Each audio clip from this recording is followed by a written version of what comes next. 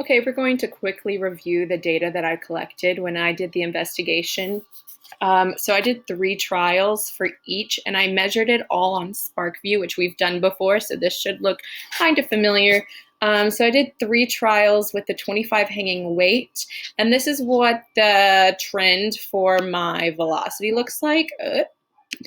This is what the trend for my velocity looked like.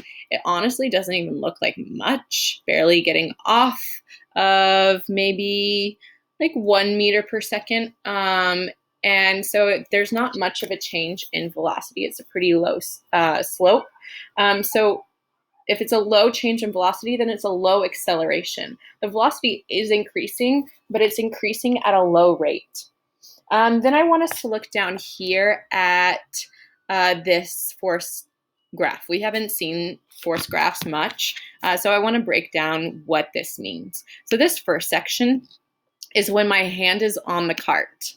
My hand is holding onto the cart, so my hand is forcing the cart from not moving, while the string is also trying to push the cart. That's why I had to put my hand there, so that I could make sure there's a force to keep it still. Then I let go of that, and this is what the force looks like when the hanging weight is moving the cart. Then there's this huge spike right here, and that is when the cart is flying off the table, since it was me doing the investigation alone instead of 3 to 4 students doing it. So if I got the chance to hold the cart before it hit the end of the table, then this is either showing me stopping the cart or the cart being stopped by falling.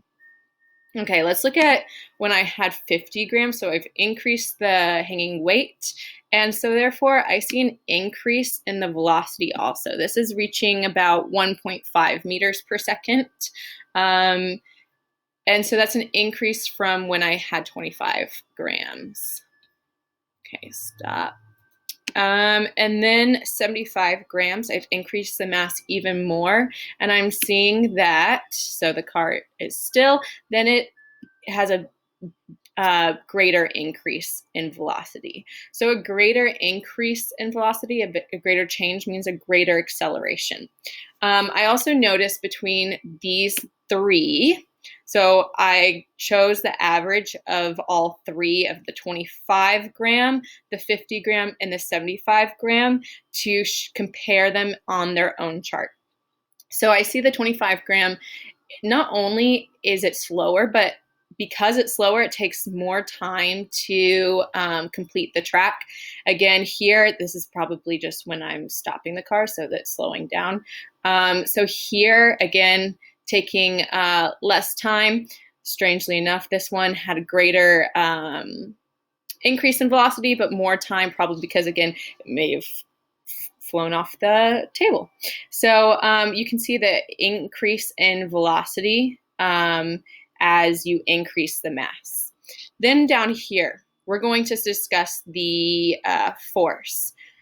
So force, I broke it down by the amount of force that changed throughout the investigation. So as you can see with the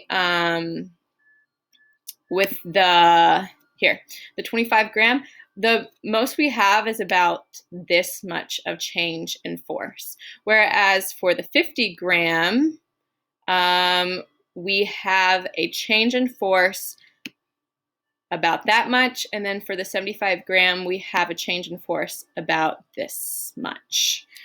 So we can see the force changes it increases as we increase the mass of the pulling object. I broke it down over here so you could see that